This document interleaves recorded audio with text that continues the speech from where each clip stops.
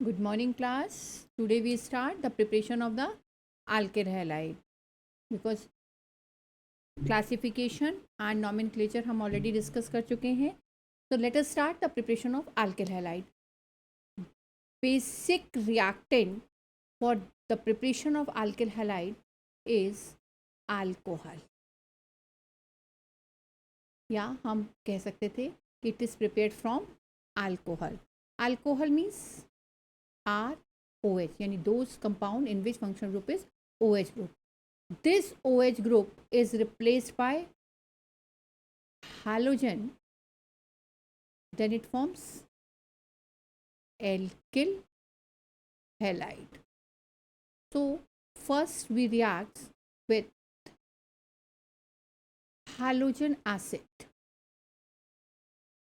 Halogen acid, halogen यानी XOClO, Br हो, I हो, और acid मतलब those organic compound which gives H plus ion in the aqueous solution. तो like HCl, like HBr, तो different hydrogen acids के साथ डिफरेंट अल्किल हैलाइड्स प्रिपेयर होंगी.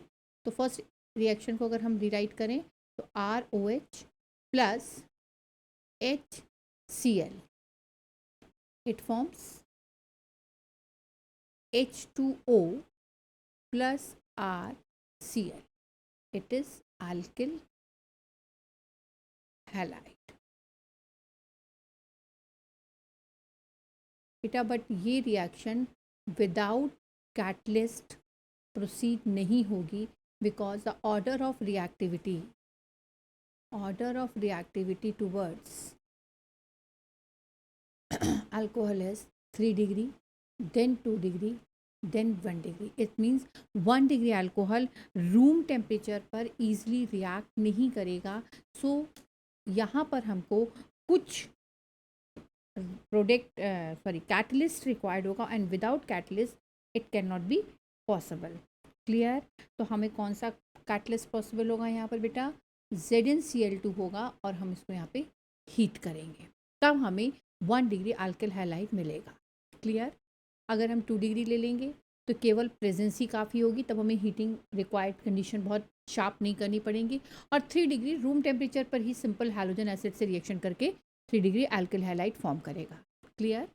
And second one is whenever it reacts with PCl5 phosphorus pentachloride. इस structure को reaction कराने से पहले फिजिकल केमिस्ट्री में हम लोग ने पढ़ा था कि अगर हम इसका एक स्ट्रक्चर देखें ना बेटा PCl5 का, तो वो कुछ इस तरीके से होता है. यानी 3 इसमें इक्वेटोरियल और एक्सियल बॉन्ड्स, यानी पांचों बॉन्ड एक जैसे नहीं होते हैं.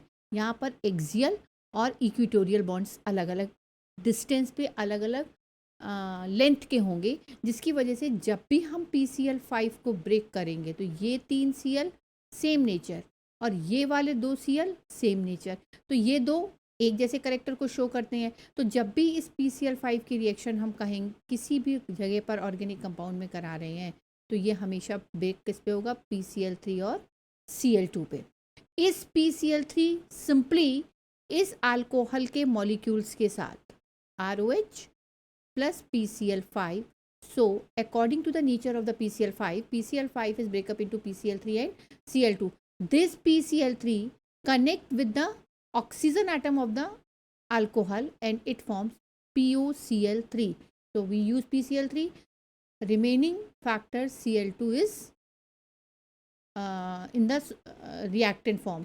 अब ये Cl2 में 1H reacts with this Cl and it forms HCl and 1 Cl जो रिप्लेस हो गया यहाँ पर रिमेनिंग रह गया, वो इस OH ग्रुप के रिमूव होने के बाद इस अल्किल ग्रुप से कनेक्ट हो जाएगा. Then we find alkyl halide. Clear. Third with PCl3, ये भी अल्कोहल के साथ रिएक्ट करेगा. अब PCl3 में तो बेटे ये तीनों करेक्टर एक जैसे हैं, तो अब इसका Cl अलग से ब्रेक नहीं होगा.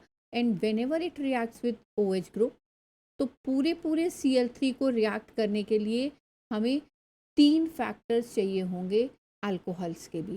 तो हम यहाँ पर इसको 3 मोल्स ले लेंगे. देन H3PO3 इज ऑब्टेन्ड, क्योंकि ये 3P, ये 1P इस 3 हाइड्रोजन 3 ऑक्सीजन के साथ फॉस्फोरिक एसिड बनाएगा, एंड दिस 3Cl इज, जब बॉन्ड यहाँ से ब्रेक हुआ तो इसके पास जाके कनेक्ट हो जाएगा। क्लियर? एंड अल्कोहल के साथ अगर हम थायोनिल क्लोराइड की रिएक्शन भी करवा दें तब भी हमें अल्किल हैलाइड ही फॉर्म होगा, यानी ROH plus SOCl2 in the presence of pyridine। तो दिस SO इस ऑक्सीजन के साथ SO2 फॉर्म करेगा, 1 hydrogen react with this Cl, then it forms HCl, so remove this OH group and 1 Cl is remaining and connected to the alkyl group, then alkyl halide is formed। तो हमने alcohol के लिए आपके पास 4 content की reaction बताई। पहला halogen acid के साथ, सेकेंड वन इज PCl5 के साथ, थर्ड वन इज PCl3 के साथ, and last one is thionyl chloride के साथ। याद रखिएगा कि इन चारों रिएक्शन में which one is more and more important reaction with thionyl chloride. Why? Because इसी एक रिएक्शन में ऐसा था कि जो इसके बाई प्रोडक्ट्स थे ये दोनों के दोनों गैसियस थे, वोलेटाइल थे, और वोलेटाइल होने की वजह से वो वेपर्स फॉर्म में इवोपरेट हो जाएंगे और हमारे पास इस RCl का मैक्सिमम कंटेंट गेन आउट हो जाएगा, यानी मैक्सिमम ईल्ड हमें यहाँ पर प्योरेस्ट फॉर्म की बन जाएगी। इसलिए जब भी हम अल्कोहल के साथ प्रेफर करेंगे तो हमें रिएजेंट कौन सा यूटिलाइज करना चाहिए? Thionyl chloride. क्लियर? सेकेंड, हम ये तो मैंने आपको पहला वो इक्वेशन बताया जिसमें हमने कौन सी इक्वेशन को स्पेस दे दी? सब्स्टिट्यूशन, यानी इस OH को सब्स्टिट्यूट करके आप Cl डाले थे। इसी तरीके से सब्स्टिट्यूशन हम सिंपल इसके अल्केन के साथ भी करवा सकते थे कि अगर हम alkane, ane means single bond, यानी सिंपल हाइड्रोकार्बन की रिएक्शन भी अगर हम क्लोरीन के साथ करा देते, लेकिन हाँ यहाँ पे कंडीशन हमें लगानी पड़ेगी, अगर हम इसको सनलाइट की प्रेजेंस में लगाएंगे तो ये चेन रिएक्शन हो जाएगी and CH3Cl is obtain, again Cl2 atom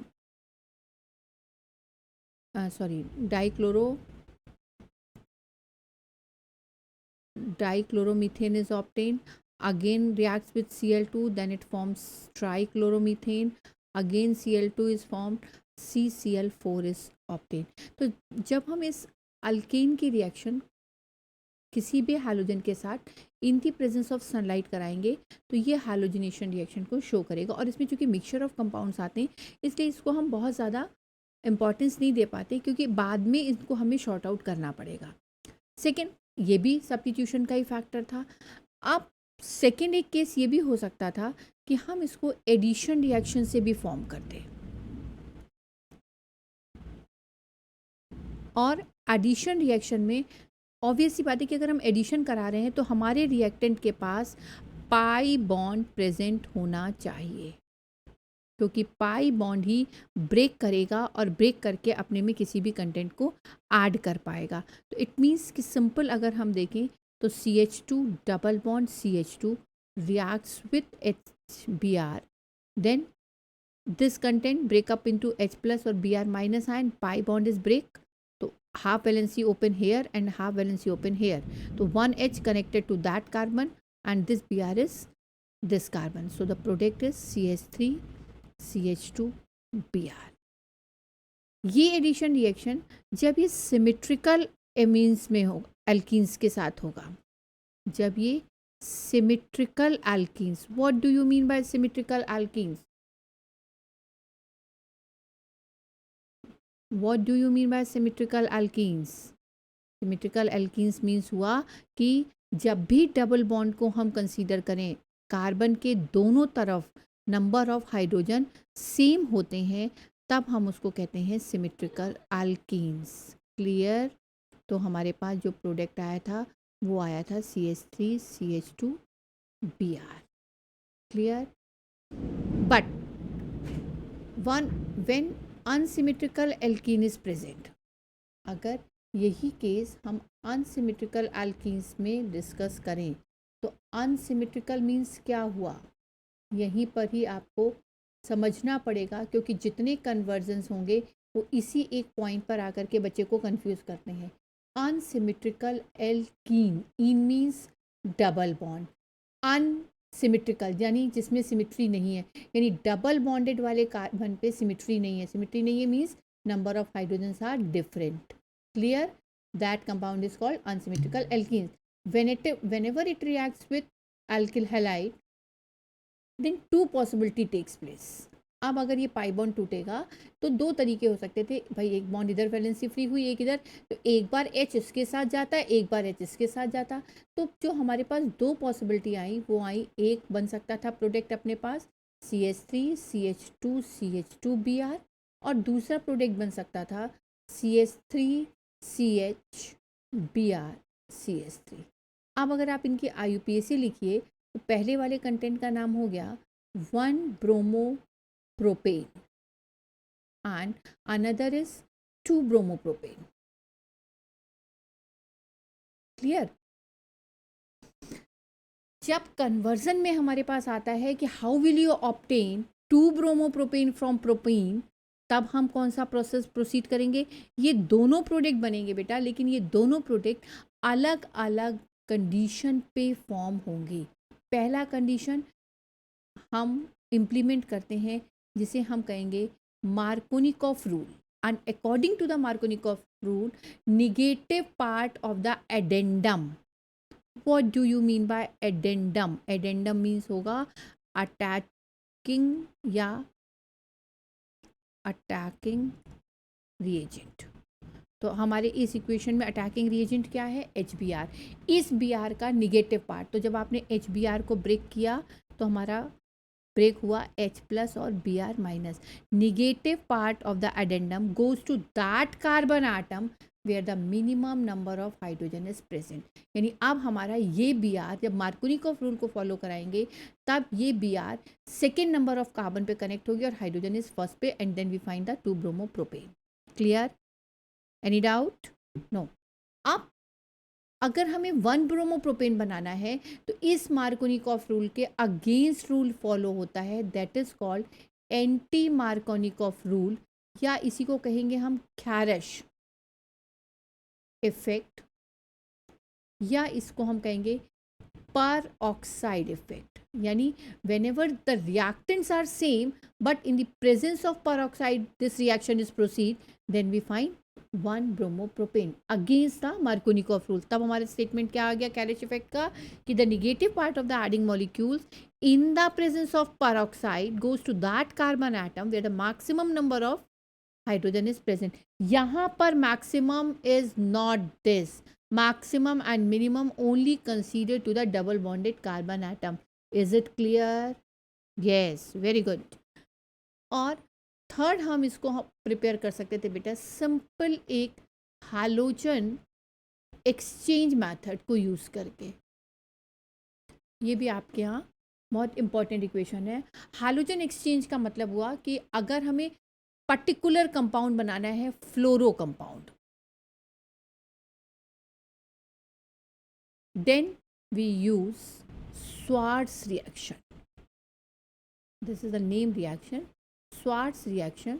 इसमें ऑलरेडी अल्किल हैलाइड प्रेजेंट है, हैलोजन है, may be Cl may be Br, but we want fluoro. और फ्लोरो को बनाने के लिए जब हम इसकी रिएक्शन किसी भी मेटल फ्लोराइड के साथ करा देंगे, then AgX is remove and RF is obtain, यानी फ्लोरो कंपाउंड प्रिपेयर हो जाएगा। क्लियर? नेक्स्ट वन, अगर हमें आयोडो कंपाउंड प्रिपेयर करने हो, यानी आयोडो कंपाउंड फॉर्म करना हो, तब we use Finkelstein reaction. Finkelstein FINKELSTEIN, Finkelstein reaction.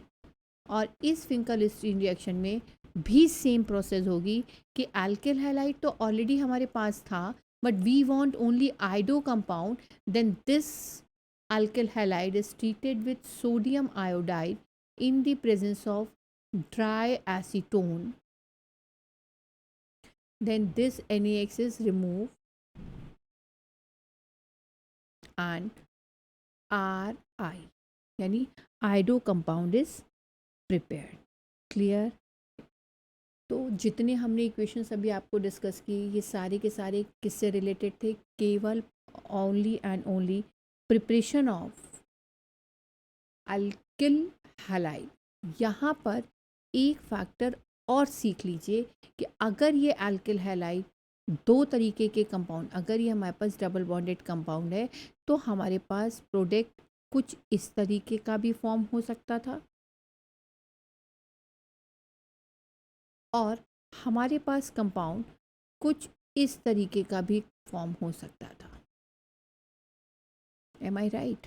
इन दोनों कंपाउंड्स को हम क्या कह सकते हैं कि जब हमारे एडजेसेंट कार्बन पर, है ना,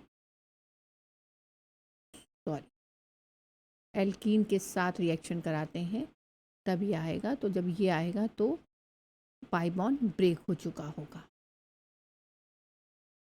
तो whenever the adjacent carbon contains halogen, then this type of compound is called weak dihalide. और जब ये एक ही कार्बन पर आएगा then you called gem dihalide. तो ऑब्वियस सी बात है कि इस फैक्टर के लिए हमें अलग अलग कंडीशन रिक्वायर्ड होगी. इट मीन्स अगर हमने इस डबल बॉन्डेड कार्बन की रिएक्शन ब्रोमीन के साथ इन द प्रेजेंस ऑफ CCl4 करवा दी तब ये हमें विक डाइहैलाइड फॉर्म करता है, पाई बॉन्ड को ब्रेक करेगा and CH2Br and CH2Br. Clear? तो ये हमारे प्रिपरेशन ऑफ अल्किल हैलाइड हुए. जब हमने इस अल्किल हैलाइड को प्रिपेयर किया बेटा तो आप इसके एक स्ट्रक्चर को देखिए. तो उस एक स्ट्रक्चर में एक तरफ अल्किल ग्रुप है और एक तरफ हैलाइड ग्रुप है और पीरियोडिक टेबल में halide is right hand side of the periodic table, and when we move from left to right the periodic character electronegativity increases. What do you mean by electronegativity? Electronegativity is the tendency of an atom to attract the shared pair of electron towards itself. Clear? अब इस sharing of electron को अपनी तरफ attract करने की जो tendency है atom के पास उसे हम कहते हैं इलेक्ट्रोनेगेटिविटी. इसका मतलब इस कार्बन, इस अल्किल ग्रुप और इस हैलोजन में इलेक्ट्रोनेगेटिविटी किसकी ज़्यादा है? हैलोजन की ज़्यादा है. जब हैलोजन की ज़्यादा है तो ऑब्वियस सी बात है कि ये इलेक्ट्रॉन को, शेयरिंग इलेक्ट्रॉन को अपनी तरफ पुल करेगा. जब पुल करेगा तो इसका मतलब इस हैलोजन पे स्लाइटली निगेटिव चार्ज आएगा और इस कार्बन के पास स्लाइटली पॉजिटिव चार्ज आएगा.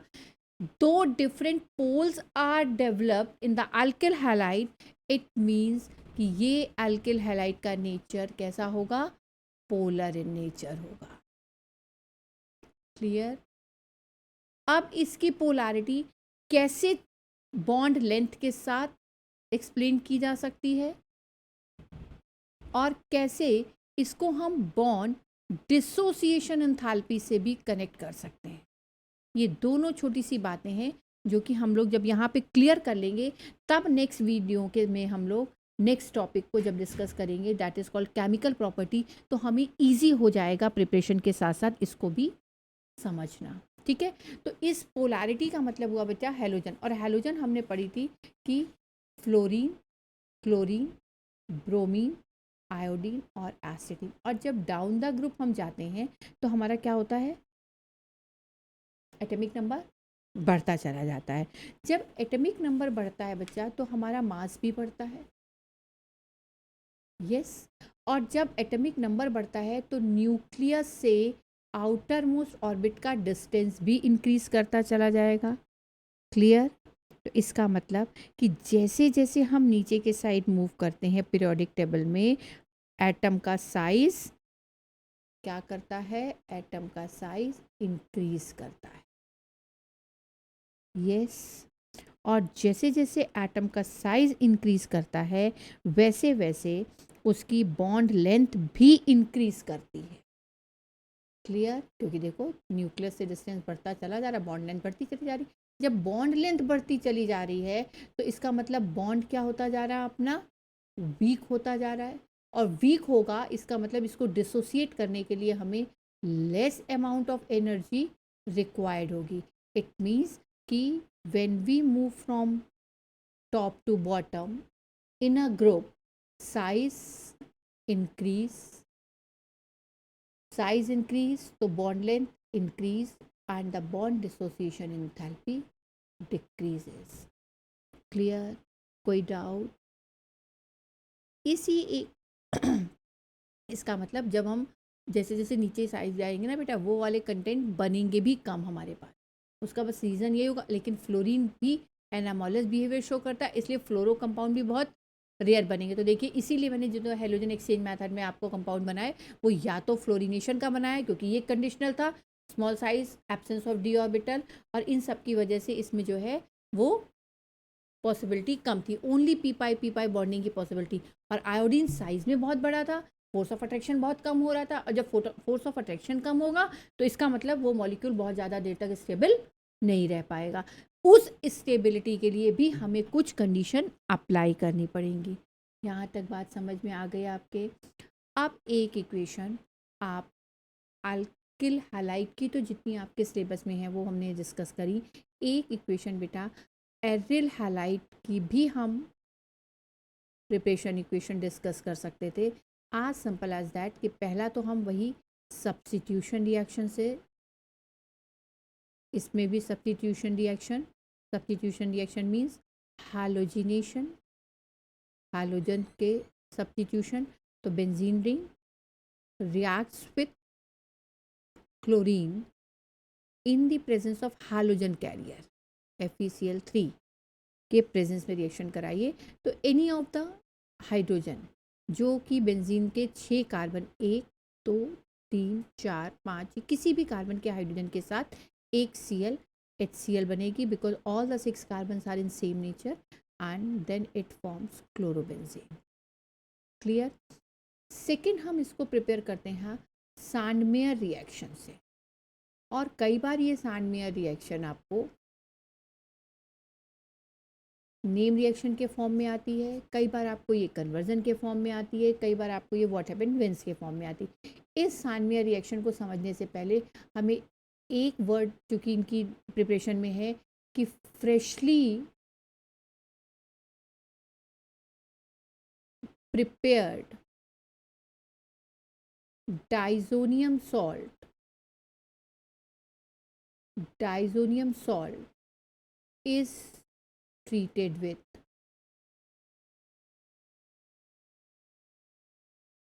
CuCl2/HCl।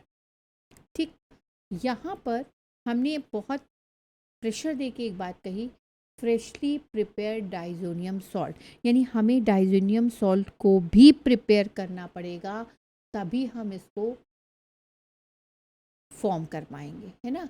और अगर ऐसी बात है बच्चा, तो डाइजोनियम सॉल्ट्स को प्रिपेयर करने के लिए हम जो ऑर्गेनिक कंपाउंड यूज़ करते हैं वो है एनिलीन, और एनिलीन से डाइजोनियम सॉल्ट का बनना, formation of diazonium salt, the process is called diazotization. Diazotization का मीन्स हो गया डाइजो कंपाउंड का बनना, और डाइजो का मतलब हो गया कि एक ऐसा ऑर्गेनिक कंपाउंड जिसमें N double bond N group present होगा। तो अब आप अगर इक्वेशन देखिए तो this is the formula of the aniline, and this aniline whenever reacts with NaNO2 and HCl at 0 degree, बस यहाँ पे टेम्परेचर भी बहुत इंपॉर्टेंट है कि जब ये 0 डिग्री पे रिएक्ट करेगा then it forms diazonium salt N2Cl। Clear? This compound is called benzene diazonium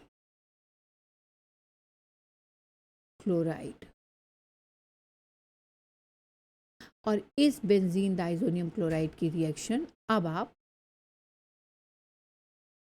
CuCl या Cu2Cl2 और HCl की प्रेजेंस में करा दीजिए तो ये यहाँ पर क्लोरोबेंजीन फॉर्म हो जाती है और N2 गैस के फॉर्म में निकल जाती है। क्लियर।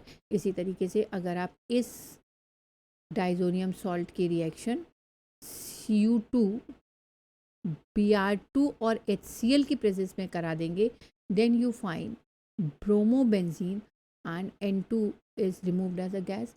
बस अगर हम बेटा कैटलिस्ट को चेंज कर दें, इस CuCl2 की जगह अगर हम कॉपर पाउडर को यूज़ कर ले, यानी that is modified form of कैडमिया रिएक्शन, तब उसका नाम हो जाएगा Gattermann reaction. And this reaction is also use for the preparation of alkyl halide.